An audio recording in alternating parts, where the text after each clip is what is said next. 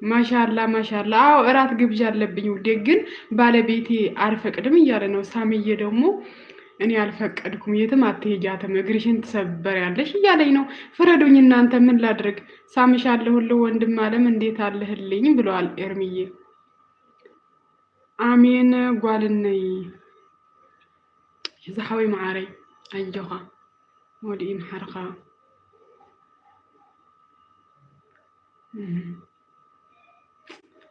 ምን ይደረጋል? ጉድ ሄሞ ያልሰማች ጉድ። ቆይ እናገራለሁ እንዴ? ስትናቆሩ አልነበር እንዴ?